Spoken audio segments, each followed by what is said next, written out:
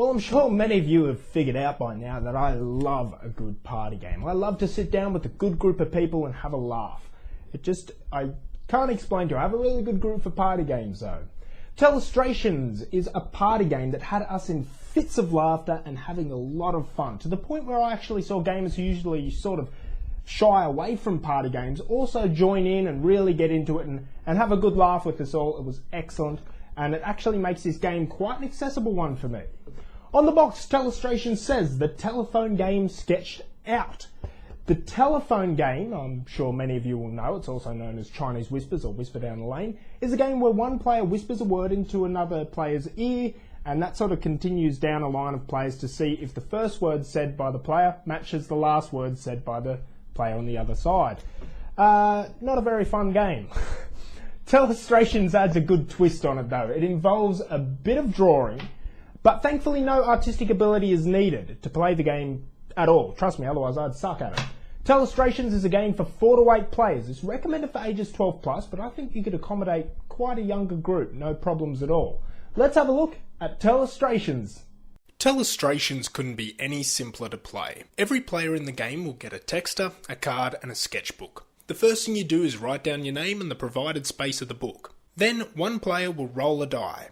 Every player will then match the number rolled to the word on their card. This is their secret word. Each player will then write the word down on the first page of their sketchbook under the heading Secret Word. One of the players will then flip a 60-second timer, and all players must draw a picture of their secret words on the next page of their pads before the time runs out. After this is done, players simply pass their pads along to the players seated to the left of them, and the players will now have a pad in front of them with another player's drawing. They will then have to guess what that drawing might be of. They simply write down their guess on the next page of the pad and pass those pads along to the left once again. All the players will now have a pad in front of them with the previous player's guess. A player will then flip the timer again and they will try and draw a picture of the previous player's guess. And around it goes with players guessing and sketching, guessing and sketching until everyone has their own pad back in front of them. Then players will reveal one by one each page of their pads starting with their secret word to see whether the secret word was maintained throughout the book. If it has been, everyone will be amazed and you'll all give yourselves a pat on the back and maybe even score some points if you're playing the scoring. But I'll get into that later. If it hasn't been maintained though, you are just going to be in fits of laughter. It's fantastic. Now, no example's really going to show you how much fun this is, because part of the fun is seeing your contribution to the madness of each book. A game of Telestrations ends after 3 rounds of play. Okay, let's move on to components, because when I opened the box I was actually impressed. They were better than I thought they'd be. Let's have a look. The first thing I noticed when I opened the box was the box's insert had a place for everything. The game is both quick to set up and to pack up. This game includes a 60-second timer, a D6, 8 dry eraser markers, 8 clean-up cloths, 142 cards in a card holder, and of course 8 erasable sketchbooks that are approximately 5 inches squared. Okay, they have really gone above and beyond in making sure that this game will run smoothly and quickly. Let's have a look at the sketchbooks. They have a place for the players to write their names, and all the coils on the books are also coloured differently, making them even easier to identify during rounds of play. If you choose one of the 2 optional methods of scoring, there is a page to keep track of your score on the inside of the cover. You'll also never have to be concerned about whether you're supposed to be the sketcher or the guesser. It is clearly written on each page of the book, and on each page there is even step-by-step instructions to follow. This probably isn't necessary for most players. I'm sure most players will understand what to do, but it's good to have it there anyway.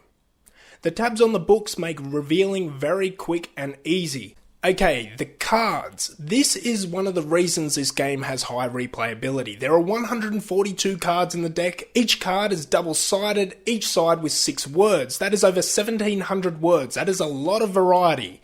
A few of the many words are a bit US-centric. For example, New Jersey, George Washington, the Pentagon, 4th of July, things like that are in there. There isn't a great deal of them. It's by no means overwhelming.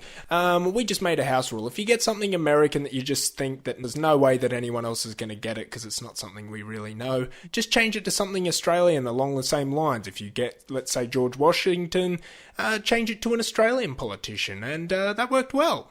Okay, on to the rulebook. Now, the rulebook is clear and the rules are simple enough that this is a game you could bring to the table with no prior knowledge as to how it's played, and you'll be up and running and laughing in minutes. It's just really, really easy. The rulebook also gives two optional methods of scoring, friendly and competitive. Friendly scoring, you will give 1 point to the player with your favourite sketch in your book, 1 point to the player with your favourite guess in your book, and you'll also give yourself a point if the last guess matches a secret word.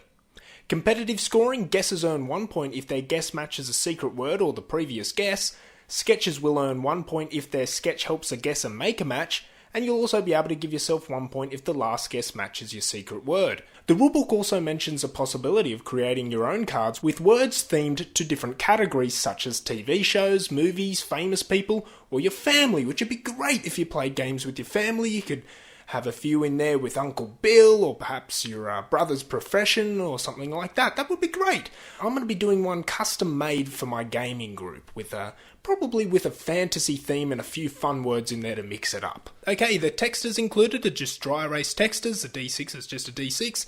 The cloths are just a small amount of cloth to erase the sketchbooks, and the sand timer is just a simple sand timer. The overall quality of the components are great. Okay, I just wanted to mention something about the sketch pads again. I was concerned that the text would rub off due to both sides of the pages being glossy, and obviously the pads are handled quite a bit by players.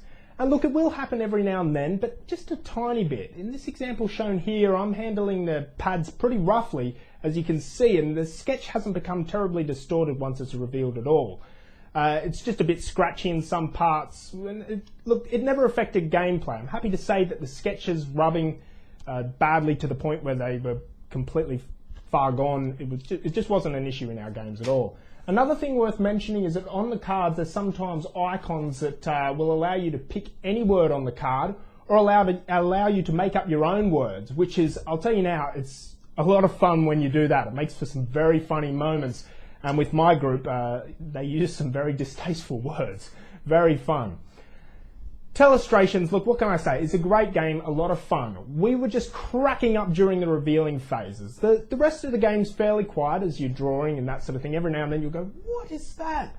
But it's the revealing that's the fun part of the game. There's just lots of laughter, and so much so that I had intentions of playing the game with the friendly scoring in play.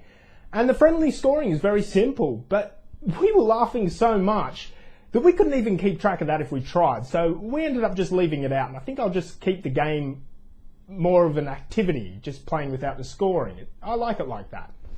I'm not even sure of how many rounds we played of this. It was a lot, but the laughter attracted a lot of attention, and we started off with 6 players, then we went to 7, then we went to 8, and then onlookers came by just to watch, because it sort of feels like a storytelling game to me. You sort of feel like you're contributing to part of a story, and everyone's contributing to part of a story, and then you literally sort of watch this story unfold, and it's just fun.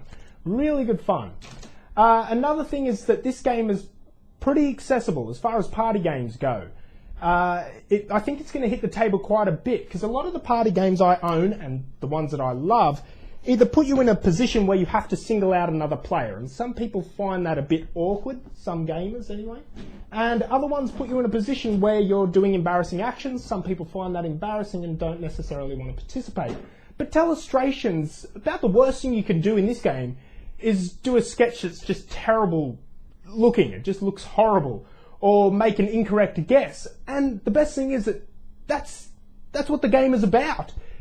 If you do that, it's also the best thing you can do. It's just everyone will be laughing. And people are only ever laughing with you in this game. They're never laughing at you, which I think it makes it easier to bring out with a larger variety of people. So that's why I think this game's a good one, because it's going to be quite accessible. I think it's going to get played quite a bit.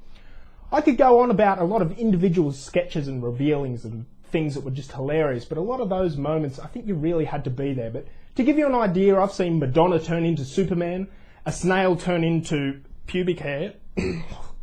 Don't ask.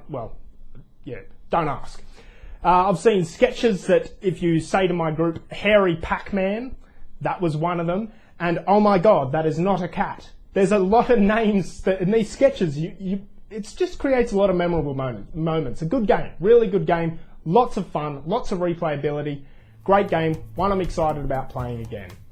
Thanks for watching another episode of Castelli Reviews, everyone, and I hope to see you all again soon.